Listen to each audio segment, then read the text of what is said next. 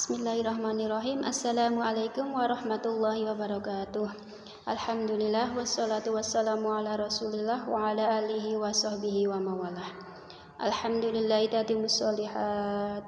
Tentunya marilah kita bersyukur kepada Allah Subhanahu wa taala yang telah memberikan kita keimanan, keislaman, kenikmatan serta kesehatan sehingga kita bisa dapat berpuasa bulan Ramadan di tahun ini. Dan alhamdulillah kita masih diberi ketaatan. Sesungguhnya ketaatan itu ada 3 pilar.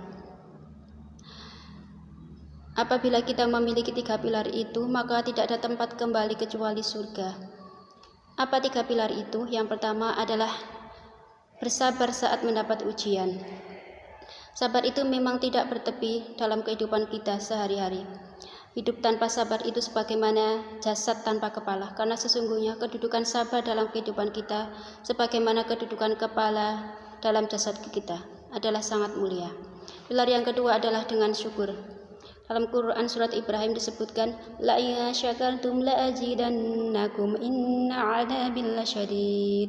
Sesungguhnya jika kamu bersyukur, pasti kami akan menambah nikmatnya. Apabila kamu kufur, maka azab kami sangatlah pedih. Pilar yang ketiga adalah dengan ridho. Intinya kita ridho terhadap apa yang telah terjadi, apa yang telah ditetapkan kepada Allah Subhanahu wa taala. Terkadang kita mempelajari 3 perkara ini secara kebersamaan dalam suatu momentum kehidupan kita, dan kita tidak bisa paksakan sama setiap orang. Cara bersabarnya, cara bersyukurnya ataupun dengan musibahnya itu akan berbeda-beda. Setiap kita bangun pagi, kita selalu bersyukur. Menjelang siang kita bersabar. Di saat malam hari kita ridho dengan apa yang sudah terjadi dari kita bangun pagi sampai kita tidur lagi. Karena sesungguhnya segala sesuatu ada intinya. Dan ini di dalam ketaatan ada 3. Yang pertama adalah sabarmu tanpa batas, syukurmu tanpa syarat, dan ridhomu seluas samudra. Maka itulah yang menjadikan kita senantiasa memberikan intisari dalam kehidupan dan ketaatan kita kepada Allah Subhanahu wa taala. Dan tentunya syukur itu bukanlah perkara yang sangat mudah, akan tetapi syukur itu perkara yang sangat berat. Kenapa dikatakan berat? Karena syukur itu sangatlah panjang, sedangkan musibah itu sangatlah sebentar. Ketika kita diuji oleh Allah Subhanahu wa taala, ujian itu tidak pernah sepanjang kenikmatan yang telah Allah berikan kepada kita.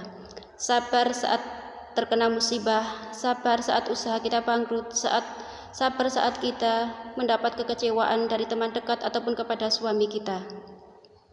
Dan masih banyak lagi. Tapi sabar itu hanya sebentar dibanding dengan kenikmatan yang Allah berikan kepada kita. Di balik semua kemudahan yang Allah berikan kepada kita, syukur itu sulit, syukur itu susah, karena syukur itu panjang. Di balik setiap kelapangan, di balik setiap kemudahan, kita wajib memberikan syukur kita kepada Allah Subhanahu wa taala. Inilah yang menjadikan kita faham syukur itu tidak mungkin secara otomatis, syukur itu tidak mungkin secara tiba-tiba.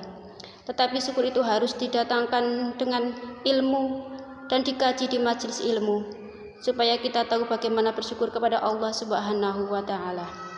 Bersyukur bukan hanya sekedar di lisan, akan tetapi bersyukur harus dengan perbuatan dan bersyukur harus dengan hati. Bersyukur ketika banyak harta itu kebaikan, tapi bersyukur ketika harta sedikit itu kemuliaan. Karena belum tentu orang yang bersyukur saat hartanya sedikit. Mungkin hanya ini yang bisa saya sampaikan. Wabillahi taufik wal hidayah. Wassalamualaikum warahmatullahi wabarakatuh.